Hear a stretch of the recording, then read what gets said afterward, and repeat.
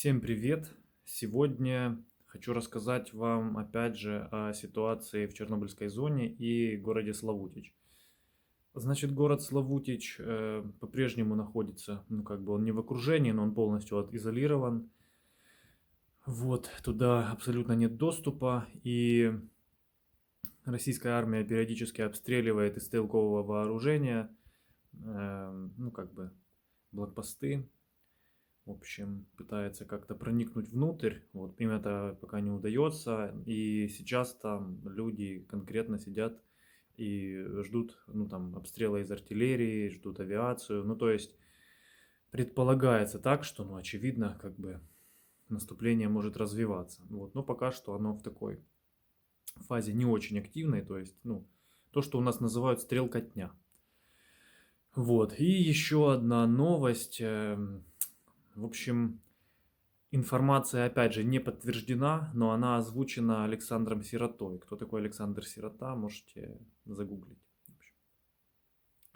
Короче, сообщается, что ну там же в зоне отчуждения куча блокпостов. Кстати, видео этих блокпостов будет чуть-чуть, ну, будет в этом выпуске, в общем, в конце. И сразу оговорюсь, что видео снимали российские военные, то есть и это позиции российских военных. Естественно, никаких позиций наших солдат я показывать никогда не показывал и показывать не буду. Вот. И, значит, такая штука, что они одни из своих позиций, они начали рыть там, ну, как бы в районе Рыжего леса. Что просто невероятная тупость. То есть люди не знают элементарных понятий и делают такие глупости. Им невдомек, что тот рыжий лес, который был когда-то, который порыжел от ядерного, ну, после ядерного взрыва на Чернобыльской станции, то этот лес, как бы его зарыли, и на его месте вырос новый лес. И когда они роют окопы, ну, они просто сами погружают себя же в источник умопомрачительного радиационного облучения. Это просто фантастика. Ну, то есть, быть настолько тупорылыми, чтобы делать такие вещи. А роют они там окопы по одной причине, потому что там проходят дороги мимо Рыжего леса. Вот, там одна проходит со стороны Чистогаловки, получается. Вот, она идет, там асфальт, как бы, да. И то есть на той стороне, получается, они сделали нечто вроде укрепленного блокпоста. И, соответственно, ну там в непосредственной близости нарыли окопов этих с двух сторон от дороги.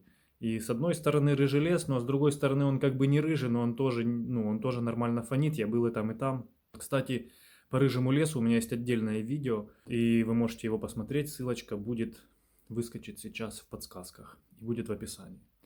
И еще одна дорога, это дорога, собственно, которая, ну, так называемый один из централов, ну, большая трасса, которая проходит, идет со стороны города Чернобыль и идет вдоль Рыжего леса. И с одной стороны получается Рыжий лес, а с другой через болото Припять. Вот. И там, естественно, тоже они, ну, нарыли окопов, поставили блокпост. И, ну, ребята, ну просто не хватает слов, не хватает понятий. Не придумало человечество еще таких слов, чтобы описать подобный уровень тупости.